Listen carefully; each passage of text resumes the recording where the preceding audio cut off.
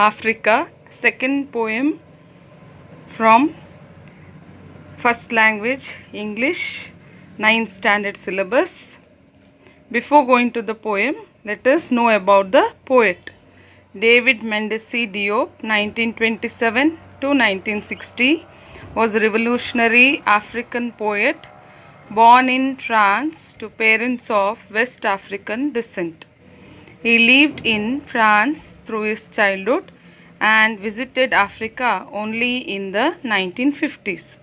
His poems highlighted the problems of Africa brought about by colonialism and gave a message to Africans to bring about change and freedom. He was known for his involvement in the Negritude movement in France, a movement started by black writers and artists protesting against French colonialism and its effects on African culture and values. His views and feelings were published in Presence Africaine and in his book of poems, Coups de Pilon, which was published in 1956. Diop died at the age of 33 in a plane crash.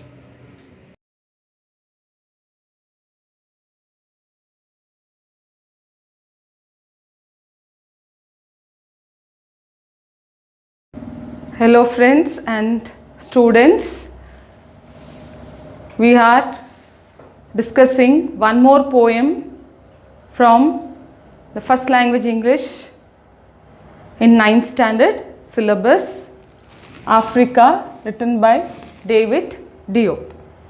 Africa is one of the famous poems of David Diop, where he explores the history of colonialism in Africa and also hopes for post-colonial life in Africa.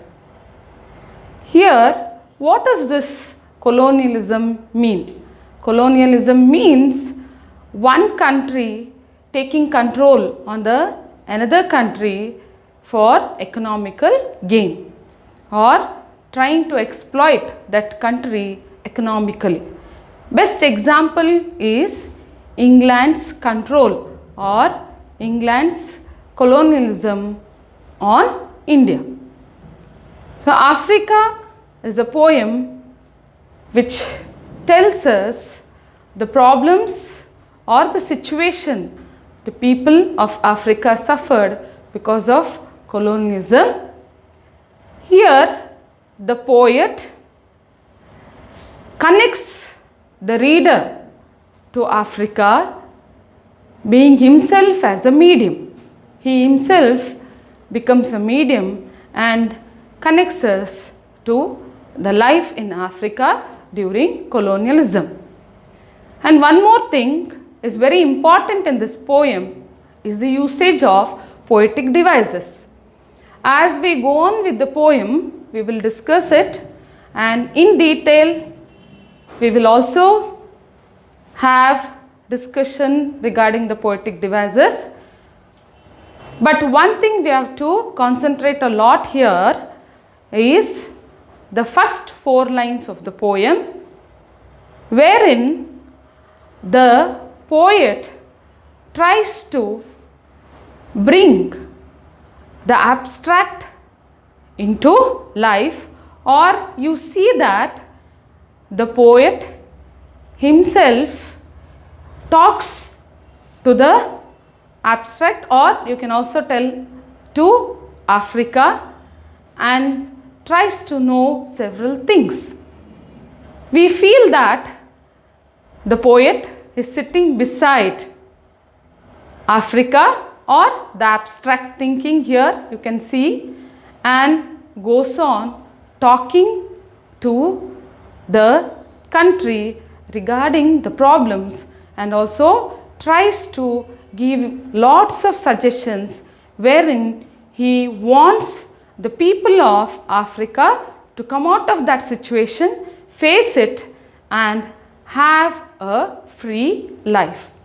So this is what is a simple gist I have tried to give you Now we can see the poem in detail. Before going to the poem in detail, we'll have a reading, that is a loud reading. Concentrate on the reading. Africa, David Diop. Africa, my Africa. Africa of proud warriors in ancestral savannas. Africa of whom my grandmother sings. On the banks of the distant river, I have never known you. But your blood flows in my veins, your beautiful black blood that irrigates the fields, the blood of your sweat, the sweat of your work, the work of your slavery, the slavery of your children. Africa, tell me Africa, is this you, this back that is bent, this back that breaks under the weight of humiliation, this back trembling with red scars and saying yes to the whip under the midday sun. But a grave voice answers me. Impetuous sun, that tree, young and strong, that tree there, in splendid loneliness, amidst white and faded flowers. That Africa, your Africa, that grows again, patiently, obstinately, and its fruit gradually acquires the bitter taste of liberty. So as we go on reading, we see lots of poetical devices, but one thing is, again, the poetic way of writing is there, but you don't see lots of divisions here regarding the paragraphs. It just goes on continuously, and you can also take it as a conversation between the poet and the country. So the poet is so touched towards his country, the problems faced by his country, even though he did not have the connection with the country. So one thing you have to know here is, the poet was not born in Africa, he was born in France, but his forefathers, they were from Africa. He only visited Africa in 1950s, but he has so much affection towards his country, and that can be observed in the first paragraph. So here, Africa, my Africa, Africa of proud warriors in ancestral savannas, Africa of whom my grandmother sings, on the banks of the distant river, I have never known you. So here he tells Africa, my Africa. So this shows the patriotism of the poet.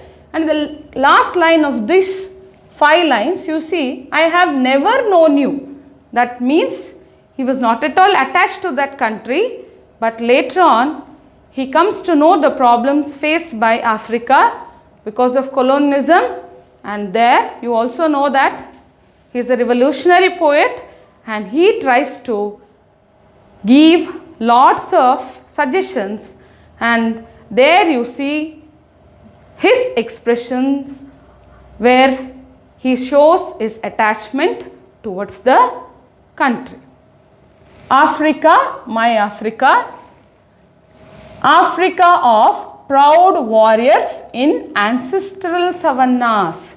So he is telling there were so many warriors who were very proud of being in Africa. So the Africa is of those proud warriors who were there in the ancestral savannas. Means he is telling that the ancestors who were there in Africa, they were all proud warriors who fought for the upliftment or the development of this country.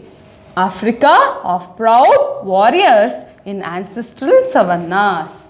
Africa of whom my grandmother sings. So from where did he come to know about Africa? He came to know about Africa from the songs that were sung by his grandmother. So she used to tell many things or many aspects or many information about Africa through her songs. So she used to sing songs on the banks of the distant river. So where is it? The Africa that is very far away from the poet, means from the place where he lived. Even then he knew about Africa because his grandmother used to sing there, which was very far away from him. I have never known you. I never knew about you, or I never had any information about you, but I came to know about you by the songs sung by my grandmother. See, here you can see the poet is speaking to Africa. So this is what is we call as abstract thinking. So you cannot see that, but he is feeling as if Africa is close to him and is just going on speaking or talking to Africa. So that's what I told. The poetic device here you can observe is nothing but the epistrophe. In epistrophe or the figure of speech or the poetic device, you see we give references to the abstract things or the abstract thinking. So we will go in detail in the end of the poem regarding the usages of poetic devices. The next one, but your blood flows in my veins, your beautiful black blood that irrigates the fields, the sweat, the blood of your sweat, the sweat of your work, the work of your slavery, the slavery of your children. Now, see the connection he is giving to himself and how he is trying to connect Africa with him. That is, he is telling, but your blood flows in my veins. Means, I am from Africa. My origin is from Africa, as my forefathers or ancestors live there. That's why my blood, whatever is flowing in my veins, that is connected to you. But your blood flows in my veins. Your beautiful black blood that irrigates the fields. Now what is this beautiful black blood that irrigates the fields? Means the people there who have your blood and they are working for you. They are irrigating the fields there. They are working for the development of the country. The blood of your sweat. So we can see that blood in the people of the African country, and they work for you, and the blood of that sweat. So you all know that we sweat a lot when we do hard work. So it implies that the people of Africa, they are also working hard for the upliftment of the country. The sweat of your work. Why is this sweat visible? Because there is so much of work done by your people. Usually the country is represented by the people of that country. So that's why it is told the sweat of your work. The work of your slavery. So it's not only work, but there is also work which represents slavery. Why is this slavery given here? Because the people there are tortured. They are considered as slaves. They don't have freedom. They are working for the economical gain of the other country, which is control or which is being controlling Africa for economical gain. The slavery of your children. Children are the people there. So, the people there, they are considered as slaves. They are treated as slaves. So, that is the situation there. Now, one more thing you observe here.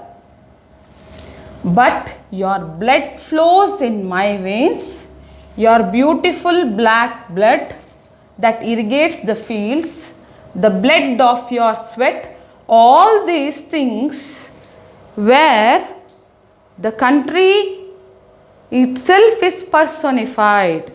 It is personified. So, the usage of one more poetic device.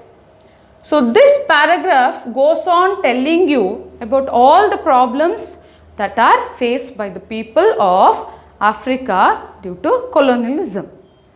And here we come to know how the poet is trying to highlight all those things and make the people know how they have to face the situation. Africa, tell me Africa, is this you? This back that is bent. He is really worried a lot and so much concerned. So, he is questioning the country. Is this you? Your back is bent. Why is it bent? Because it has been tortured a lot. The people have been tortured a lot. They are facing that situation. They are suffering and facing all this. They are tired of the situation. So, when do we see the back bent? When you have so much of load on your back. It may be literally you are carrying a load or so much of sufferings or so much of pain which has made you too much burdened and thus your back will be bent. In the same way, here Africa is tired of the situation or the humiliation or the torture and thus the poet is asking, is this you Africa? Your back that is bent. You are suffering everything. You are taking everything on your back. This back that breaks under the weight of humiliation. What is happening? You are facing everything. You are suffering and you are taking everything. That is why it is really breaking. The Africans or the country is not able to defend there. It is accepting everything. So, your back is breaking under the weight of humiliation. What is this humiliation? That is humiliating somebody, disgrace or the dishonor. Because of lots of dishonor, the country is really to a stage where it is tired of facing everything and that weight is on the country or it is bearing the weight and the weight is too much. This back trembling with red scars. What has happened? The country is facing so much of pain and the back, it is trembling because of red scars. Red scars is nothing but the reddish color on your skin or maybe on your back because of too much of pain which is faced by continuous beatings or maybe facing the situation. That is a comparison here. This back trembling with red scars and saying yes to the whip under the midday sun. Now back again you can just see it refers to the back of the people there. The back which is trembling because they are working hard. And how are they working? They are working under the midday sun. You all know that the midday sun will be always very bright. That is a hot sun. They are made to work under that midday sun. And because of the whip of the midday sun, whip is nothing but the stroke. the heat of the rays of the midday sun, the back of the people has gone red and they are all trembling. But even then they are saying yes, means they are working. They are working too much, or you can also see that they are trying to face the situation. They are strong to face the situation. And saying yes to the whip under the midday sun. But a grave voice answers me. Even the situation is such a drastic one, there is a grave voice which is answering my question. Grave is a serious one. Grave means a serious voice which is awaiting a change. There is a serious voice which is answering me. Impetuous sun, that tree young and strong, that tree there in splendid loneliness amidst white and faded flowers. So what is this impetuous sun? So it is, impetuous means taking some decision suddenly, impetuous, without thinking. So there is a voice which is answering, which has already taken a decision, and who is it referring to? Whose is that voice? That is nothing but the voice of the youngsters in Africa. The voice of youngsters in Africa, and they are answering. See, that is why the reference here, impetuous sun, that tree young and strong. So there is voice. There is a voice from the youngsters, and those youngsters are called as tree, who are young and strong. So one more poetic device, that is metaphorical usage. That tree there. So the youngsters are there in our country in splendid loneliness amidst white and faded flowers. Now these youngsters are standing majestically. Splendid means nothing but grand, majestic. They are standing majestically. But how is it visible to all of us? Even though they are standing, they are facing, but we feel that they are lonely. They are standing lonely there. Amidst is nothing but the mid, or they are surrounded by white and faded flowers. So what is this reference? It is very important. White and faded flowers are none other than the people of the country who are controlling Africa. Who are controlling Africa. So now, even though there are so many people who are torturing the people of Africa, they might have been strong before, but now they are becoming faded flowers. They are drying. Why is it? Because the youngsters of Africa, they are also standing majestically, and they have so much of courage to face this colonialism in Africa. That Africa, your Africa. So now this paragraph you have to observe here.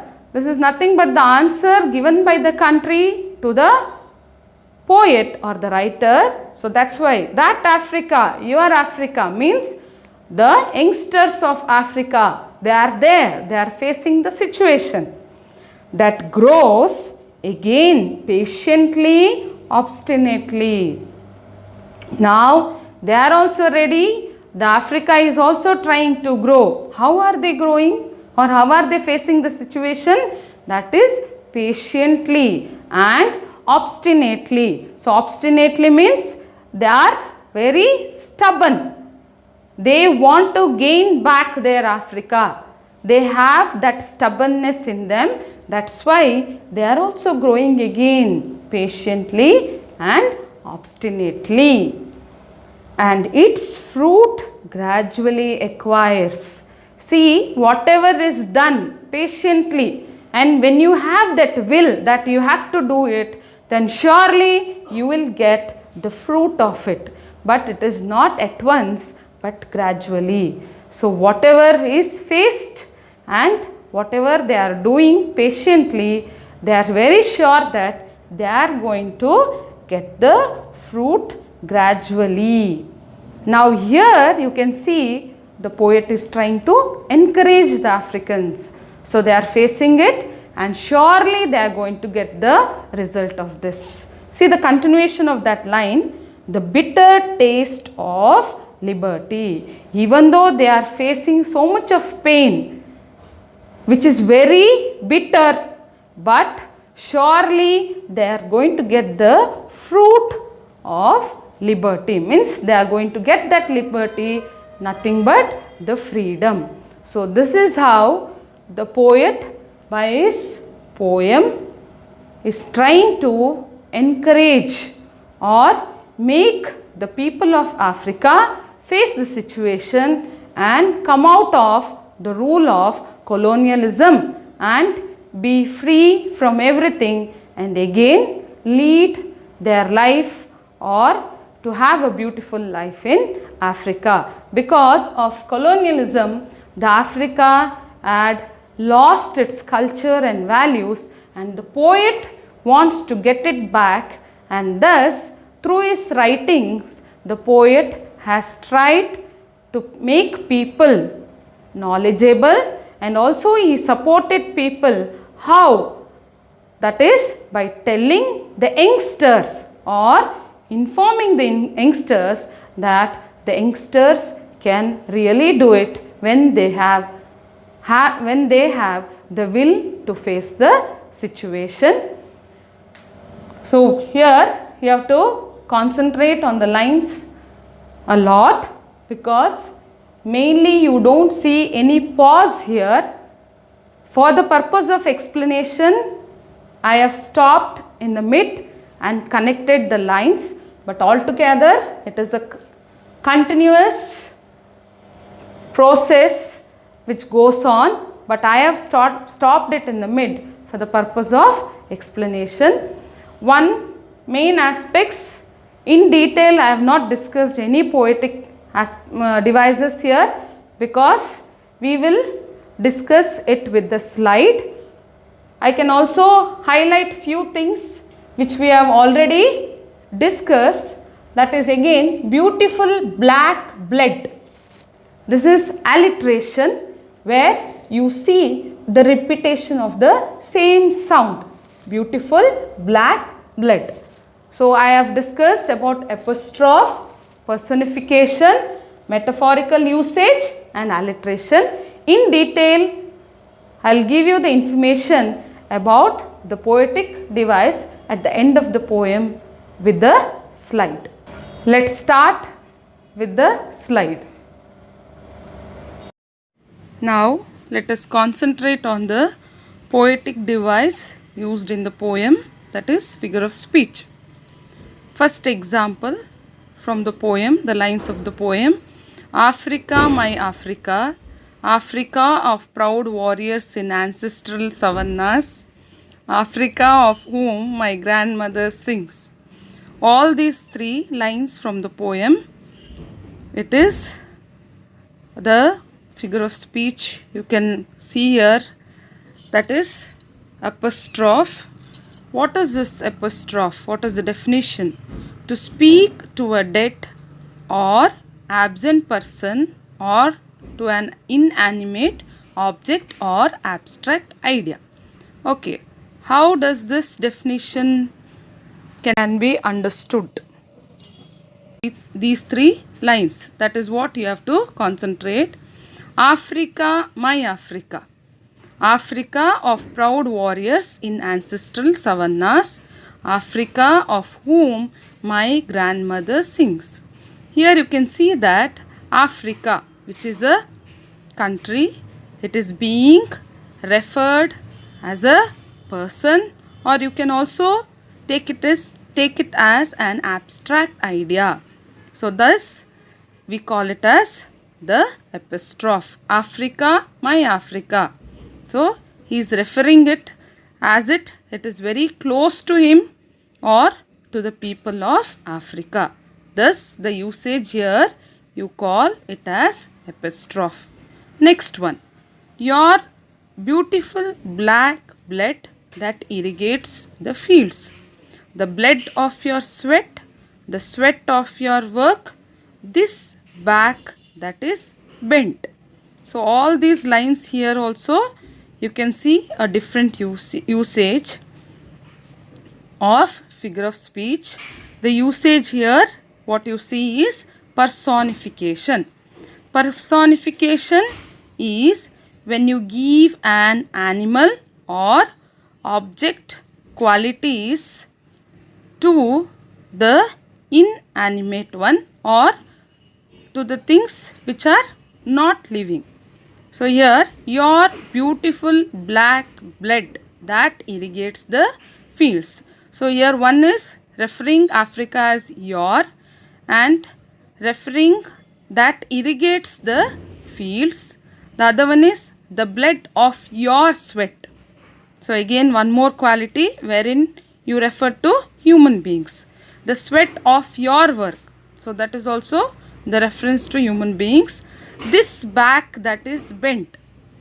The back reference also is a reference to human beings. So all these lines you see the reference of the qualities or the characteristics that you find in human beings. So thus you can see the usage of personification. You can see the definition once again, that is the qualities or the abilities that only a human can have. It is used to bring non-human things to life.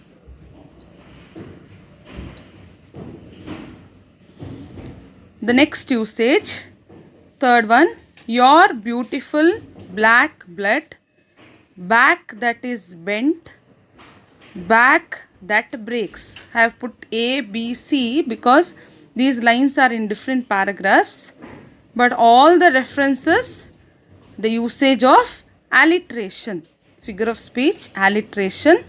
Alliteration is the repetition of the same sounds at the beginning of words. Your beautiful black blood. So beautiful black blood. You can see the repetition of the same sound. Back that is bent, back and bent. Back that breaks, back and breaks. So in all these words you can see the repetition of the same sounds. So thus you call this as alliteration or the usage as alliteration. Next one, fourth one, impetuous sun, that tree young and strong. Be in that grows again patiently, obstinately. So again these two are in different paragraphs, these through lines. So here you can observe the usage is metaphor, means the figure of speech is metaphor. Metaphor, a figure of speech in which a word or phrase is applied to an object or action to which it is not literally applicable. So directly you are calling some object or any action in a very different way. That is, there is no connection to the comparison at all, but even then we use this comparison, that is called as metaphor. Impetuous sun, that tree young and strong. So in this sentence, actually the youngsters of Africa, they are called as the tree which is young and strong. Means the youth are always ready to be as a part of the revolutionary act that is going to take place. Next is that grows again patiently, obstinately. So here you can see that the usage is again that. That is nothing but again the reference to the tree or the youngsters who are very patient and they are ready to give their whole self for the country. So that is the meaning. So thus the usage here is metaphor. last figure of speech, that is oxymoron. First see the examples from the poem. In splendid loneliness, bitter taste of liberty. So again these two references are from different paragraphs. Oxymoron. So why do you call it as oxymoron? Oxymoron is a figure of speech in which two opposite ideas are joined to create an effect. Two opposite ideas are joined to create an effect. The common oxymoron phrase is a combination of an adjective preceded by a noun with contrasting meaning. Example, kind, cruelty. The example what I have given here is not from the poem, but I am just trying to tell you how will be the usage. Kind, cruelty. See, kind and cruelty, they are two words which tells a very opposite meaning, and you can see their usage here. Kind, cruelty. Cruelty can never be kind, isn't it? So, but these two words are combined together to give you an effect or a reference. So, that is called as oxymoron. They are completely different in nature, or you can also tell it as opposite in nature, the usage. Kind. Kind is a, what is that? Adjective. It is an adjective, and cruelty, it becomes the noun here. In the same way, what examples we have taken from the poem? Splendid loneliness. Loneliness, you can never think it as splendid, but they are combined together. Splendid loneliness. Bitter taste of liberty. So, taste of liberty. Bitter taste of liberty. Liberty means you can never think it will be bitter, but the reference here, bitter taste of liberty. So, they are again opposite in nature or also in the meaning, or there is something different which are combined together to give the reference. So, in this poem, we have tried very important usages of figure of speech, that is the oxymoron or the alliteration or metaphor, personification with the definitions. In the previous poem, I have given you the references, but here I have tried to give you the definitions so that it will be helpful to you all to refer the poems and identify the figure of speech. So, each poem concentrate a lot on figure of speech, and that will be discussed in detail because it is continued even in your 10th standard syllabus and very easy to score marks. Thank you.